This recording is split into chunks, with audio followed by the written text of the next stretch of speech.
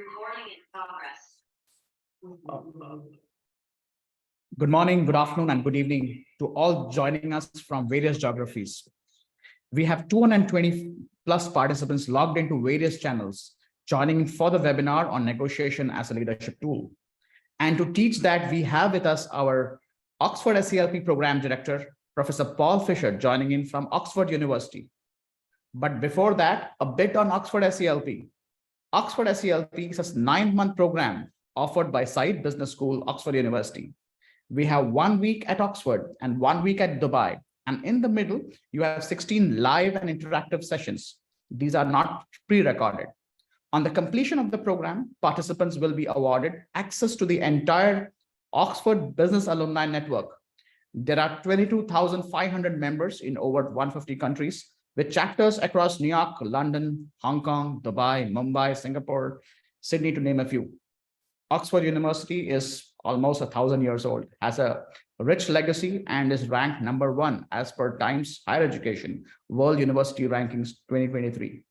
Almost every Prime Minister in UK, the current and the ones earlier, studied at Oxford. The program director is Professor Paul Fisher. Professor Paul, thank you for being here. And apart from SELP, Paul is also program director of the Oxford Program on Negotiation, which he helped to design and develop since its inception in 2004. Professor Paul has co-written a number of negotiation simulations, including one on building a football team. Over to you, Professor Paul. And for the rest of us, in case of any questions, please do type them over your chat and I'll pick them at the end of the webinar. Over to you, Professor Paul. Thank you so much, John. Thank you for the introduction. It's a pleasure to be working with the XED Institute. I would add that we're not proud of all the prime ministers which come out of Oxford, but that's for another day and another discussion. But anyway, it's lovely to see you all here, and thank you for sparing the time, no doubt, in your very busy schedules to find out a little bit about, well, negotiation and of course the brilliant Oxford Senior Executive Leadership Programme, SELP. As John mentioned, I'm an associate fellow at the business school, and essentially I am programme director. So I will be, if you decide, and I hope you will decide to come on the programme, I essentially will be taking you through the learning journey over those 9 months. That intense journey which will provide leaders, future leaders and current leaders with some of the tools and strategies to operate in today's fast-changing business environment. So lovely to have you with us today. So let me just share my screen here. So what I'm going to do today is talk a little bit about negotiation. I run the Oxford Programme on Negotiation, as John said, at Said Business School, and we spend a week focusing on negotiation. So my challenge today is to give you a few little tidbits within about 20 minutes. So really condensing down. And also I want to kind of use this opportunity just to give you a kind of a taster as what to expect on SELP, on the Senior Executive Leadership Programme, the kind of teaching, the kind of faculty, and the leadership journey you're going to take. And of course, negotiation is just one of many other leadership tools. So as you're probably sort of aware, when it comes to the programme, your leadership journey, we cover 3 main areas. So we cover the self. You know, every great leader needs to shine a spotlight on themselves, find out how they can be effective leaders, how they can still be authentic, be resilient, self-aware, harness their emotions, and really focus on their own personal leadership brand. Now, of course, in addition to that, we have the organisation. Ultimately, as all of you are aware, leadership is a contact sport, and you inevitably come up against the needs and the culture of the organization, the complex set of relationships, stakeholders that define it, and how you tend to manage that. And then, of course, we have the context. And by context, I mean the wider global context. You know, being a leader today, in today's volatile world, means navigating really very complex global headwinds, you know, and how can you as a leader meet the need of all your external stakeholders? They could be your shareholders, they could be your supply chain, they could be the government, or they could be the general public, your license to operate, and much more. And one vital discipline which covers both organization and context is, of course, negotiation, which is so central. I think if you're going to be an effective leader, negotiation is an absolutely essential part of your toolkit. So a question generally, I'd like to give for you to give some thought to this, and feel free to put it in the chat. But my question is, why is negotiation so important when it comes to leadership? Well, here are just a few suggestions. Firstly, we live in a very sort of decentralized world today in terms of business structures, where more and more people have greater autonomy over their decision making, and really important decisions are sometimes made at lower levels and in different departments. So as a leader, you must constantly renegotiate your existence and your license to operate within these organizations. And of course, there's also this feeling of interdependence of people within organizations and outside, meaning that leaders need to know how to integrate their interests and work across different functional areas. And of course, negotiation is vital in terms of that. And the final one, I think, which is so central to leaders, is you need to negotiate a vision for your organization. And I think one of the key things we sort of learned over the last few years in much of the research we've done at Oxford and Side Business School is often leaders don't lead with complete authority. You're often dealing with stakeholders with considerable power, and you're often reliant on the success and behavior of colleagues in order to put forward and implement your vision. There's going to be many occasions where we want to influence colleagues to adopt a specific course of action, but negotiation and persuasion is really key to that. And particularly in terms of your company vision, you can't just meet with your chief operating officer and your finance director and your head of marketing and say, right, this is the vision for the organization. You essentially need to negotiate with your colleagues within the organization, almost a multiplicity of visions. So that's a real challenge, and negotiation again is really, really preeminent in that. A great example of this, of course, is Goldman Sachs. They took 12 years negotiated with nearly 200 partners before they decided to actually go public, before they decided to have an IPO and go onto the financial markets and use that to raise capital. And they took 12 years of very, very complex and detailed negotiations internally with all their partners who had a lot of influence before they decided to go public. And of course, the rest is history now, and Goldman Sachs is one of the world's biggest financial organizations. So in terms of negotiation then, how can you be a powerful negotiator and a powerful leader as a result?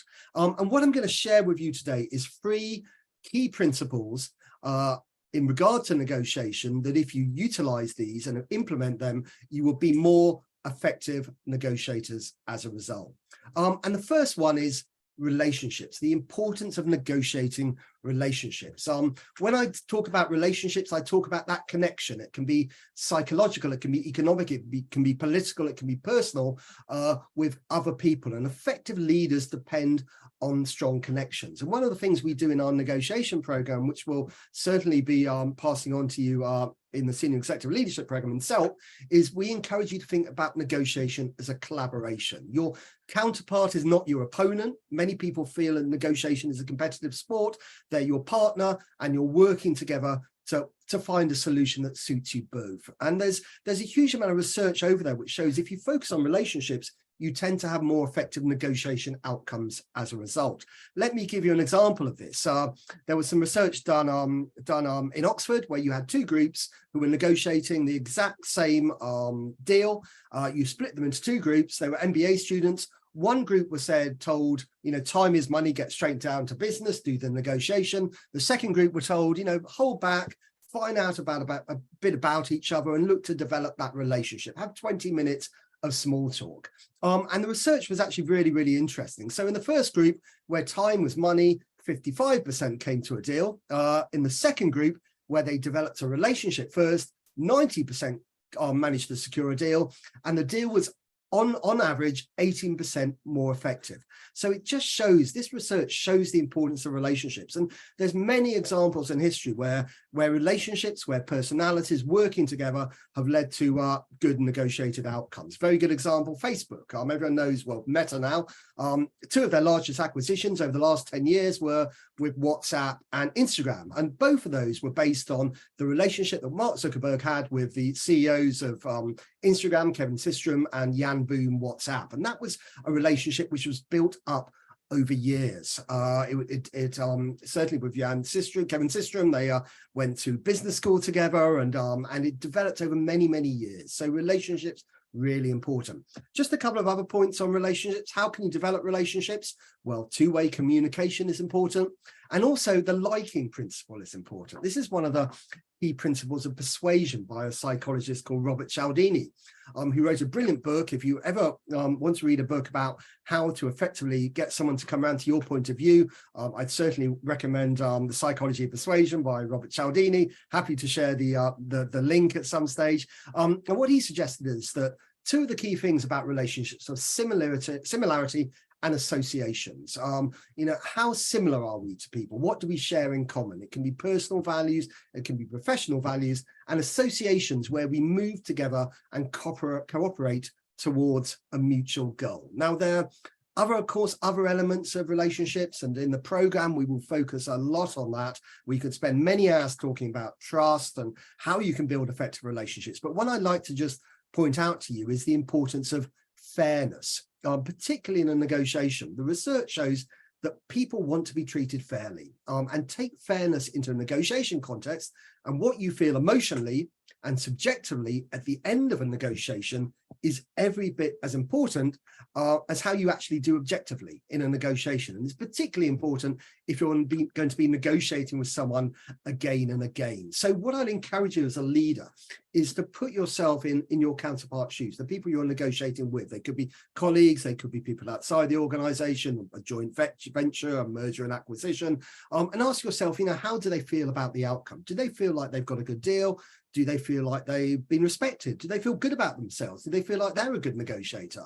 And the more you can put yourself in other people's shoes, and the more you can focus on that idea of fairness, the more likely you are to have a long-term sustainable relationship. And as we know, negotiations these days, many times take place again and again and again. They're not like transactional relationships where you have one negotiation and then you say goodbye and move on.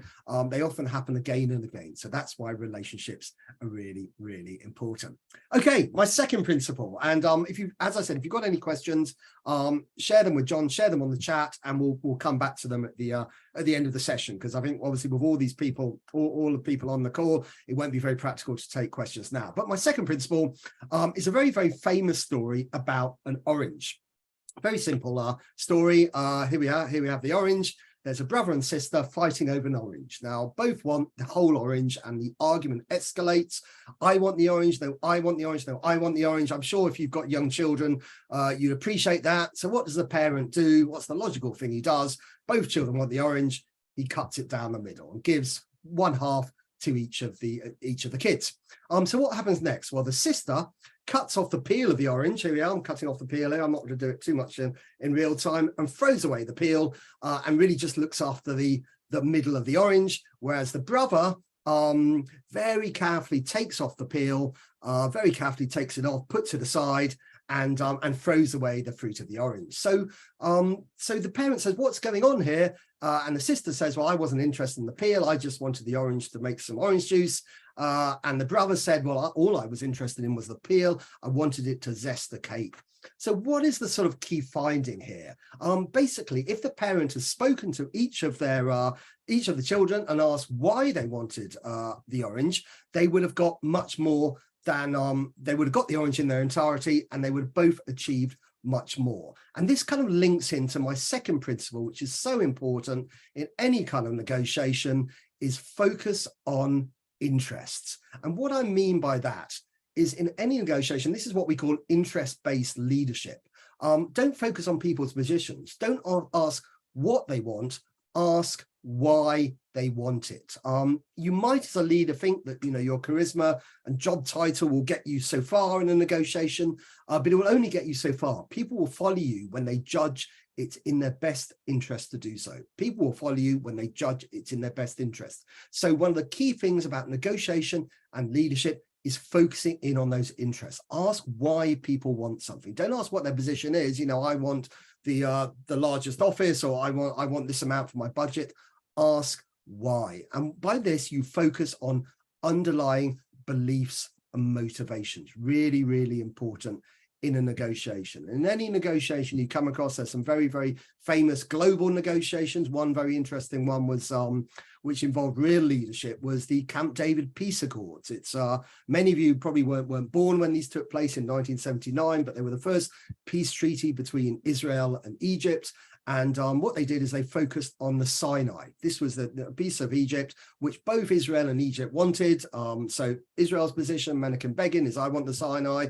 Anwar Sadat in Egypt was I want the Sinai. And what President Jimmy Carter did at the time was ask, why do you want the Sinai? And the reasons were very, very different. For Egypt, it was all about sovereignty. It was all part of their DNA, the idea that the Sinai had been part of Egypt since the pharaohs.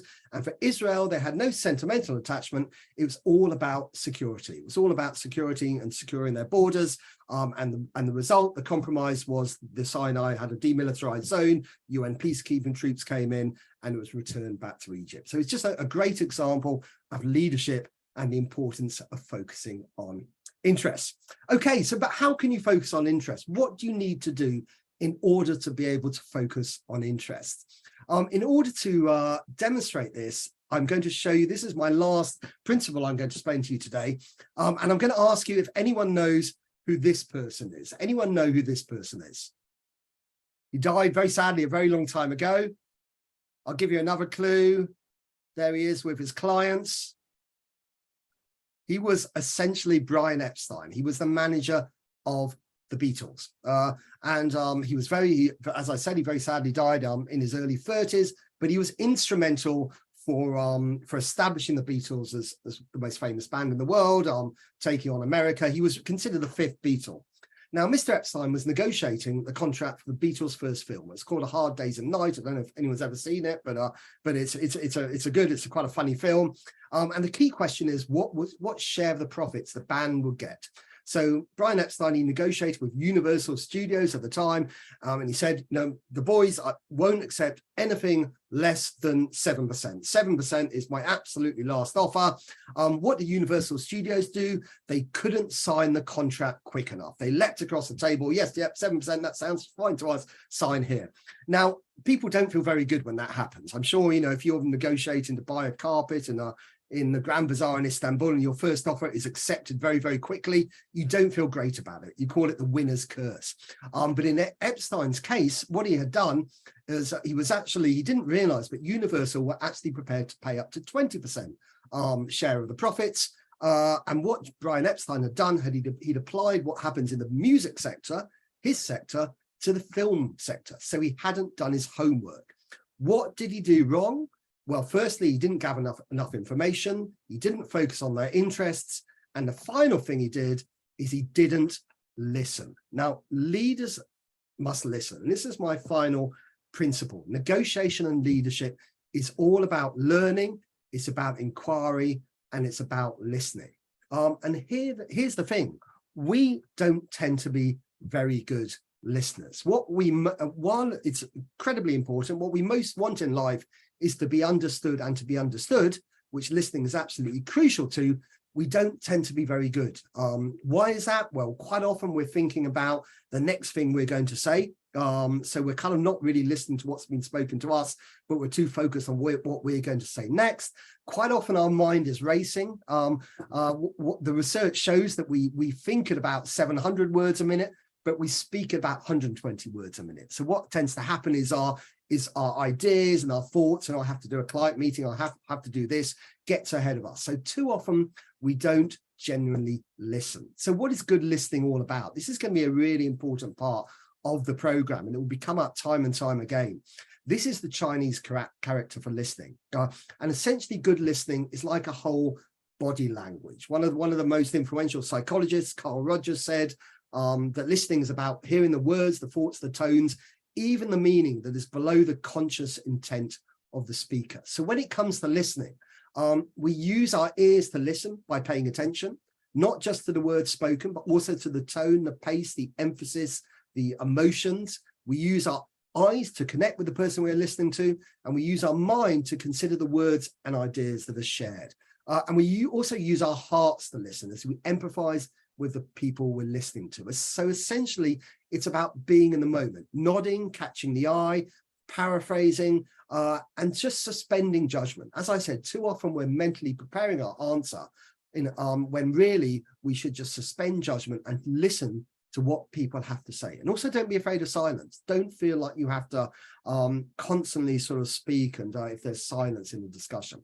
And what are the benefits of listening? Well, for a leader, they're huge. It demonstrates that you're here for your colleagues, for your partners, you're listening to them. And people don't get that feeling that much. They don't often feel like they're being properly listened to. It tells you, the speaker, that you accept, you don't necessarily agree with what they're saying, and it actually gives you control of the conversation. If you are actively listening, ironically enough, the less you say, the more you're actually guiding the conversation. And of course, it can be essential in finding out interest, principle 2. So really, really vital. And of course, linked to listening is questioning as well. And questioning, in a way, is a form of listening. Good listeners are good questioners. And when we talk about questioning, what I'd encourage you to do is almost see I don't know if you've ever been to an optician where you get little lenses put into your glasses and you have to read all these numbers and letters in front of you.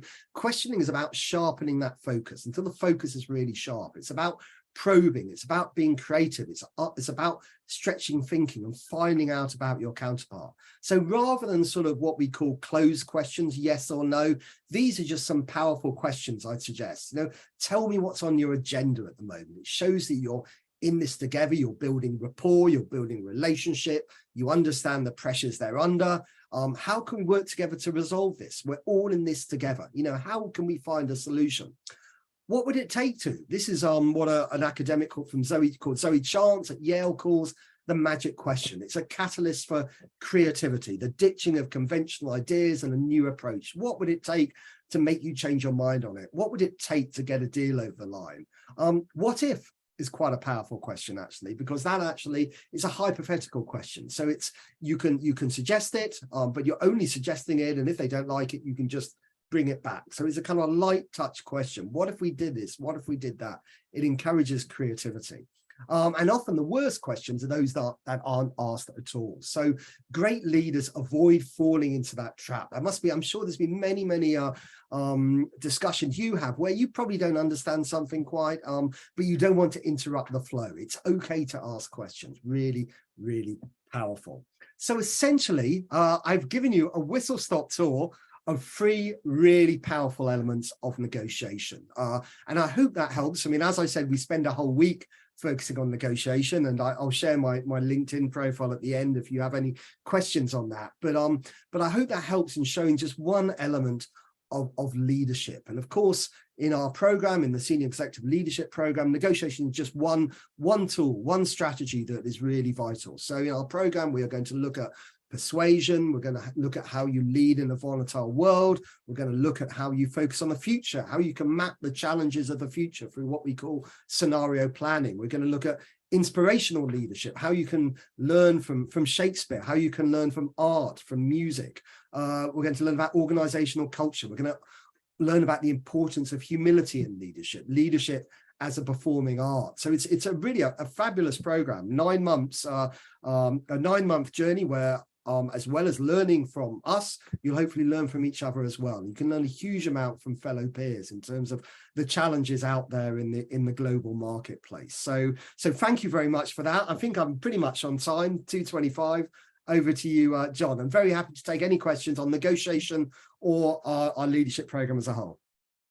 Thanks so much, Paul. We have a few questions. The first one, how to disagree with senior leadership in an organization? How to disagree? Well, that's a very good question. That probably it requires probably quite a long answer. I mean, I think if you're going to, I think people quite often, senior leaders, respect people if they disagree in the right way. So what I'd encourage you to do is if you disagree, make sure you've got lots of justifications as to your rationale behind suggesting alternative course of action. We talk about that often in negotiation as well. Justifications are really, really powerful, and it's amazing the simple word because can be so powerful. I think we should do this because this and this. So what I would encourage you to do is build up justifications for your rationale. Obviously, you need to read the room.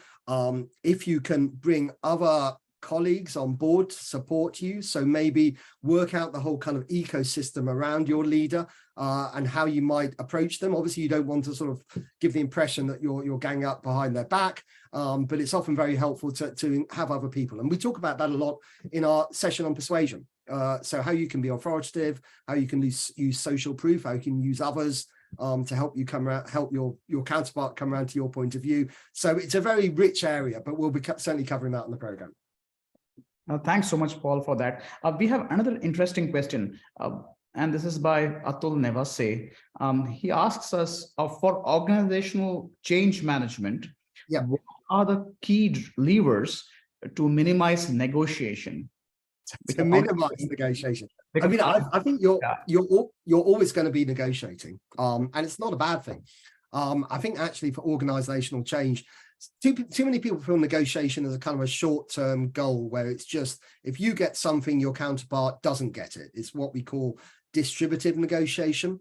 But when it comes to sort of organizational change and leadership, negotiation actually can be really powerful in creating value, in adding value to the change process you're going through. I think probably a better term is minimize conflict, because negotiation shouldn't be seen as conflict. It can move into conflict, and that's often the case when the poor negotiators are involved.